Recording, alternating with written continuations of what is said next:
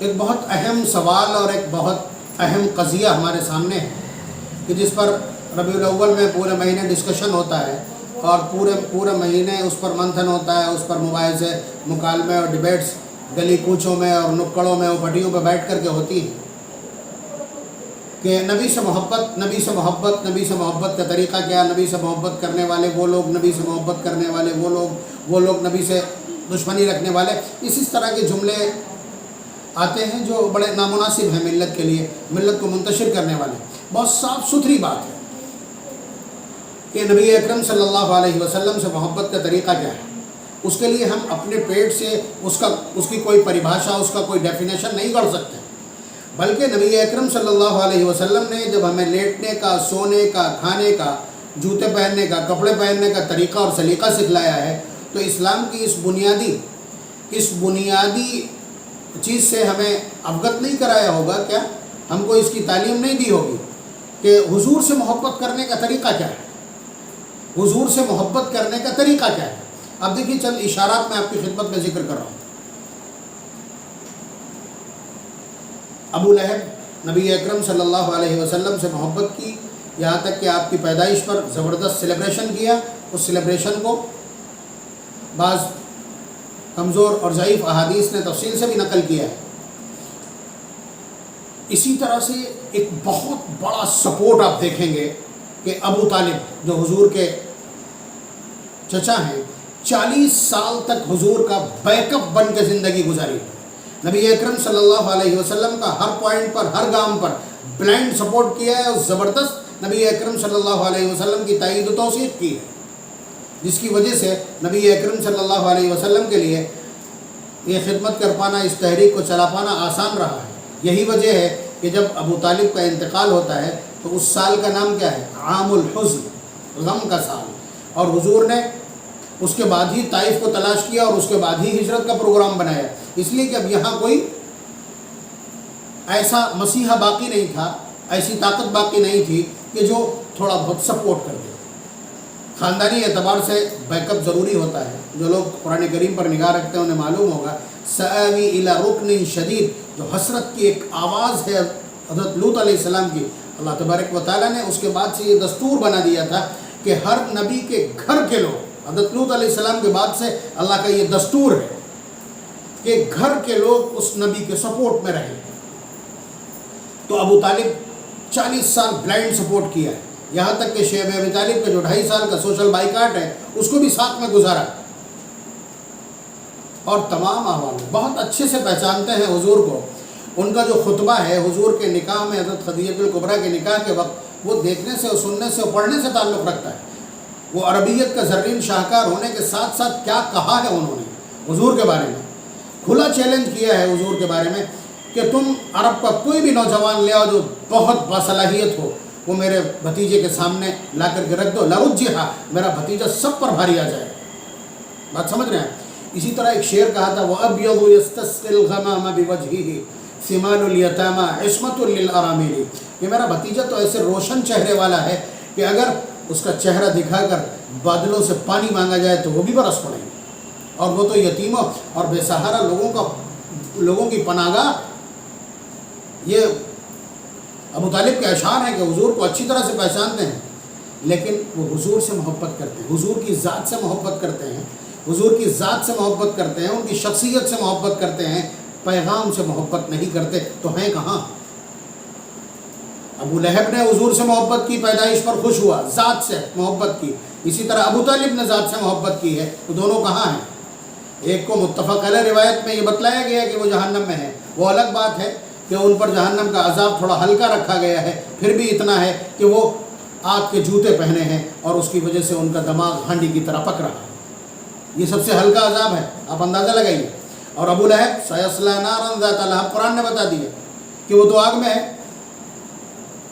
اور بلال جو حبشہ سے آ کر کے مکے کے مارکیٹ میں بکتا ہے، مکے کے مارکیٹ میں بکتا ہے، جس کا اسٹیٹس اتنا لو ہے، اس کے بعد نبی کیا کہتے ہیں کہ بلال وہ کون سا عمل ہے جس کی وجہ سے تمہیں جنت میں میں نے آگے آگے چلتے ہوئے تمہاری چپلوں کی آواز، پیروں کی آواز اور آہٹ سنی؟ یہ حالات ہے۔ یعنی نبی کی غلامی میں آنے کے بعد بلال کا حال، بلال نے پیغام سے محبت کی ہے تو بلال کا رتبہ کیا ہے؟ صدیق اکبر نے نبی کے لائے ہوئے پیغام سے محبت کی ہے، فاروق اعظم نے اونٹ چرایا کرتے تھے لیکن نبی کے قدموں میں پناہ لی ہے اور نبی کے لائے ہوئے پیغام کو مانا ہے، جگہ کہاں ہے؟ نبی کے پہلو میں آرام فرما۔ دونوں چچا جنہوں نے ذات سے محبت کی کہاں ہیں؟ جنہوں نے پیغام سے محبت کی وہ کہاں ہیں؟ اس ڈائیورژن کو ذرا دیکھنا چاہیں گے آپ تو دیکھیے حضرت عبد الرحمن ابن ابی قرات کی وہ روایت، وہ فرماتے ہیں کہ نبی اکرم صلی اللہ علیہ وسلم ایک روز وضو فرما رہے تھے تو فجعل اصحابہ یتمسحون بوضوئہ، کہ نبی اکرم صلی اللہ علیہ وسلم کے وضو کا جو پانی گر رہا تھا اس کو صحابہ ہاتھوں میں لے کر کے اپنے چہروں پر ملنے لگے۔ ظاہر سی بات ہے یہ بھی تاریخ انسانی کا یا محبت کی داستانوں اور محبت کے فسانوں میں سب سے اوپر، کہ کوئی نہیں جو کلی سے آنے والے پانی کو اپنے چہروں پہ مل لے۔ ایسے دیوانے بھی اس دھرتی نے جنمے نہیں ہیں، کسی ماں نے ایسے لال جنے نہیں ہیں جو اتنی محبت کرتے ہوں، لیکن اس سے زیادہ تعجب کی بات یہ ہے کہ نبی نے اس محبت کا اعتبار نہیں کیا، اس محبت کا اعتبار نہیں کیا۔ آپ اسے دیکھیے کہ جب حضور نے صحابہ کو اس طرح کرتے دیکھا تو حضور نے سوال اٹھایا کہ ما یحملکم علی ھذا، کہ اس بات پر تمہیں کس چیز نے ابھارا جو تم یہ کر رہے ہو؟ سمپل سا آنسر ہے اس کا۔ صحابہ نے کیا کہا؟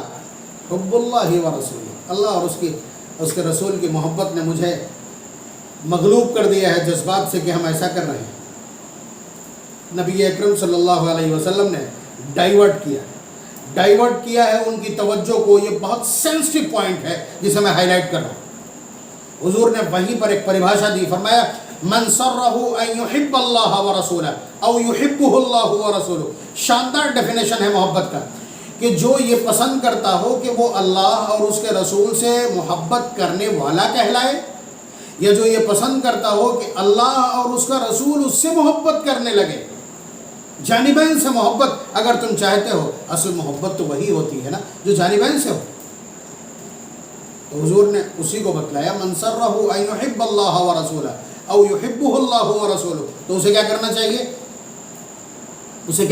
آپ دیکھ لیجئے گا، محبت کے ایک طریقے سے اٹھا کر کے محبت کے دوسرے طریقے پر لگایا ہے۔ دیکھیے حضور نے فرمایا فَلْيَصْدُقْ حَدِيثَهُ إِذَا حَدَّثَ، اسے چاہیے کہ جب وہ بولا کرے تو سچ ہی بولا کرے۔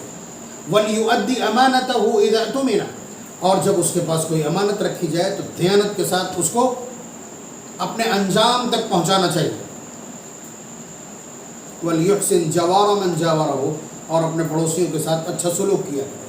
یہ تین جامع باتیں حضور نے بتلائی ہیں، لیکن اس کو سمجھیے اس طرح کہ صحابہ پہلے حضور کی ذات میں الجھے ہوئے تھے۔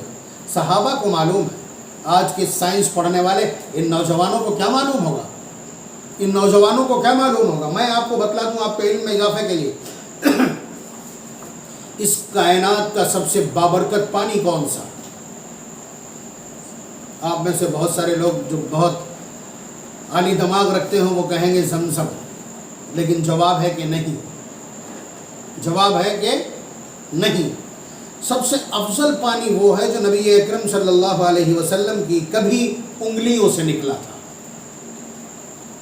کیوں افضل کیوں ہے؟ اس لیے کہ اس کو ٹچ اور اس کو مس اور اس کو نبی اکرم صلی اللہ علیہ وسلم کی انگلیوں کا لمس حاصل ہے۔ تو صحابہ جانتے ہیں۔ ابھی کسی سائنس پڑھنے والے نوجوان سے پوچھ لیا جائے تو معلوم ہے کیا کہے گا؟ یار یہ سمجھ میں نہیں آتا، تھوک کیسے کوئی چہرے پہ مل لے گا؟ لیکن انہیں کون سمجھائے کہ محبت کس کو کہتے ہیں؟ وہ نفرتوں میں پروان چڑھ رہے ہیں کہ اگر چچی کا بتایا ہوا کوئی کام وہ کر دیں تو ماں کوٹ کے ڈھیر کر دیتی۔ تو نفرتوں میں پروان چڑھنے والوں کو محبتوں کے سلیقے کیا معلوم؟ آپ اندازہ لگائیے کہ اس دنیا کے سب سے قیمتی لباس کون سا ہے؟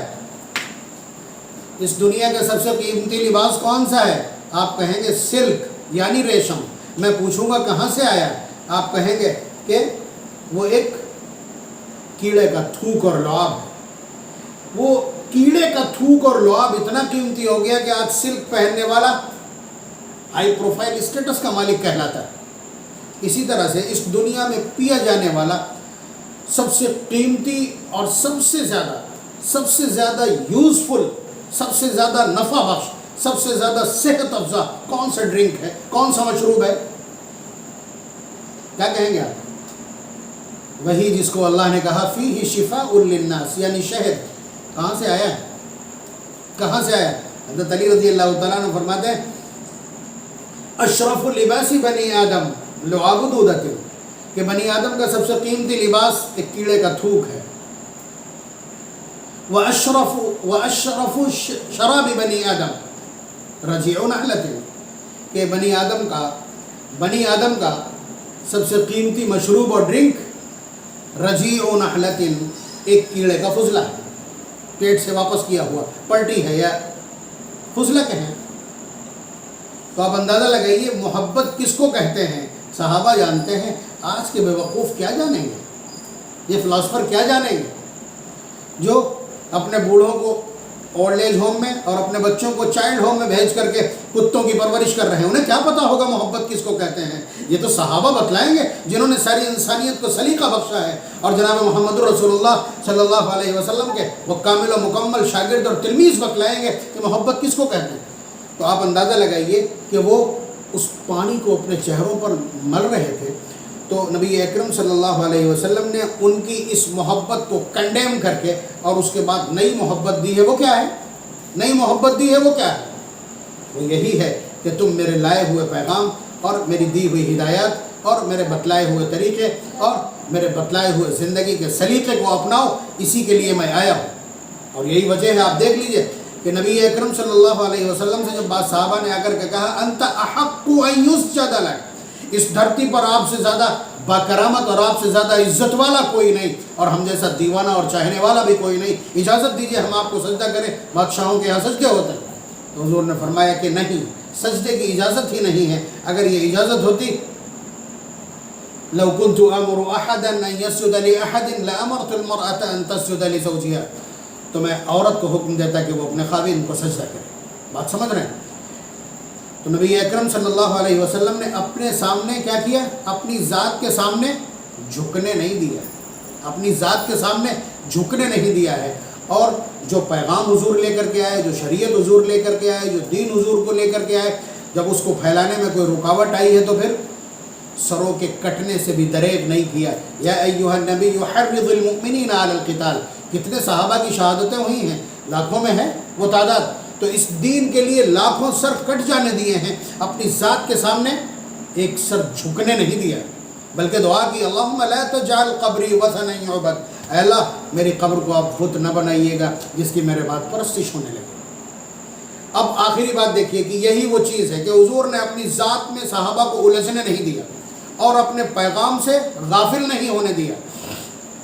نبی اکرم صلی اللہ علیہ وسلم کی وفات ہوتی ہے، حضور کے ہر پیغام کو کمپلیٹلی مکمل طریقے سے اس کے تمام تقاضوں سمیت کس نے سمجھا ہے؟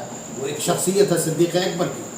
صدیق اکبر کی حضور کے وفات کے بعد یہ ڈیفائن ہو گیا کہ یہ شخص ویل ٹرینڈ ہے، یہ شخص پوری طرح سے تربیت یافتہ ہے۔ دیکھیے آپ، حضور کی وفات ہوتی ہے تو حضرت عمر رضی اللہ تعالیٰ عنہ اپنا آپا کھو بیٹھتے ہیں، انکانشیس ہو جاتے ہیں، سینسلیس ہیں، سراسیمہ۔ کہتے ہیں کسی نے کہہ دیا کہ حضور کا انتقال ہو گیا ہے تو میں اس کی گردن مار دوں گا۔ اب بتلائیے، ایک تو ادھر صدمہ، دوسری طرف حضرت عمر رضی اللہ تعالیٰ عنہ کا یہ خطرناک ایٹیٹیوڈ۔ تو حضرت صدیق اکبر رضی اللہ تعالیٰ عنہ تشریف لائے مسجد میں، ان کے پاس شکایت پہنچی تو حضور نے فرمایا اجلس یا عمر، عمر بیٹھ جاؤ۔ وہ کونے میں کھڑے اپنا یہی جملہ دہرا رہے تھے۔ فابا، حضرت عمر رضی اللہ تعالیٰ نے بیٹھنے سے انکار کر دیا، انکانشیس۔ اس کے بعد حضرت صدیق اکبر رضی اللہ تعالیٰ عنہ نے جو کچھ کہا ہے، خلیفہ اول کا پہلا خطاب، یا نبی اکرم صلی اللہ علیہ وسلم کی وفات کے بعد امت کے نام آنے والا پہلا پیغام، پہلا ڈیفینیشن، پہلا ایکسپریمیشن، شریعت مطہرہ کے مندرجات کی پہلی وضاحت کیا ہے؟ وہ یہی ہے کہ من کان یعبد محمدا فإن محمدا قد مات۔ صدیق اکبر رضی اللہ تعالیٰ عنہ کا آواز گونجا مسجد نبوی میں سراسیمہ صحابہ کے بیچ کہ جو شخص نبی اکرم صلی اللہ علیہ وسلم کی عبادت اور پرستش کر رہا تھا، یعنی ان میں مصروف تھا، ان کی ذات میں الجھا ہوا تھا، تو وہ سمجھ لے کہ ان کی وفات ہو چکی۔ ومن كان يعبد الله فإن الله حي لا يموت۔ اور وہ جو شخص اللہ تبارک و تعالیٰ کو اپنا معبود سمجھتا تھا، پرستش اور عبادت کر رہا تھا، وہ بھی اچھی طرح سن لے کہ وہ زندہ ہے اور ہمیشہ زندہ رہے گا، اس پر کبھی موت طاری نہیں ہو سکتی۔ یہ تو دعویٰ تھا، یہ دعویٰ تھا حضرت صدیق اکبر رضی اللہ تعالیٰ عنہ کا، لیکن اس کے پیچھے سے جو دلیل دی ہے، جو بیس استعمال کی ہے، وہ کمال کی ہے۔ فرمایا وَمَا مُحَمَّدٌ إِلَّا رَسُولٌ قَدْ خَلَتْ مِن قَبْلِهِ الرُّسُلُ، کہ محمد صلی اللہ علیہ وسلم تو میرے رسول ہی ہیں، یعنی وہ ایک پیغام تم تک لائے ہیں، اس کی وضاحت کر دی ہے، وہ جو فارمولہ لے کر کے آئے ہیں اس کا پریکٹیکل کر دیا ہے، 2 نسلیں، ایک نوجوان نسل اور ایک ادھیڑوں کی تیار کر کے دے دی ہے، پوری امت کے لیے یہ نمونہ اور عمل کافی ہے۔ اور پھر اس بات کو ثابت کر دیا کہ نبی اکرم صلی اللہ علیہ وسلم پیغام رساں ہیں، وہ پیغام دیں گے، اور اس کے بعد اس سے پہلے 1,24,000 انبیاء جا چکے ہیں، حضور کا بھی یہی دستور ہے، انہیں بھی جانا ہے، لیکن پیغام ابدی ہے اور قیامت کی صبح تک رہے گا، اس کی حفاظت بھی کرنا ہے اور اس پر عمل پیرا بھی ہونا ہے۔ تو آپ اندازہ لگائیے کہ نبی اکرم صلی اللہ علیہ وسلم نے محبت کا یہ سلیقہ سکھلایا اور پھر سب کو جمع کر کے ایک جملے میں سارا فارمولہ بیان کر دیا۔ فرمایا من احب سنتی فقط احبنی، جو میرے طریقے اور میری سنتوں سے محبت کرے گا وہ مجھ سے محبت کرنے والا کہلائے گا، اور جو اس طرح محبت کر کے میدان محشر میں پہنچے گا تو وہ سن لے کان معی فی الجنہ، وہ میرے ساتھ جنت میں ہوگا۔ یہ بہت دو ٹوک نبی اکرم صلی اللہ علیہ وسلم کا ارشاد گرامی۔ اصل میں لوگ آج کل ہنگاموں کو، سیلیبریشن کو پسند کرتے ہیں، اور شور شرابے اور نعروں کو، ڈی جے اور بھانگڑوں کو پسند کرتے ہیں، جہاں عورتیں نہ ہو، لڑکیاں نہ ہو، ان کا مزہ پورا نہیں ہوتا۔ تو انہوں نے نبی کے نام پر یہ پورا تماشا رچا ہے اور پورا تماشا کیا ہے۔ اللہ تبارک و تعالی امت کو اس خسارے سے بچا لے اور اس طرح کے تماشوں سے محفوظ رکھے۔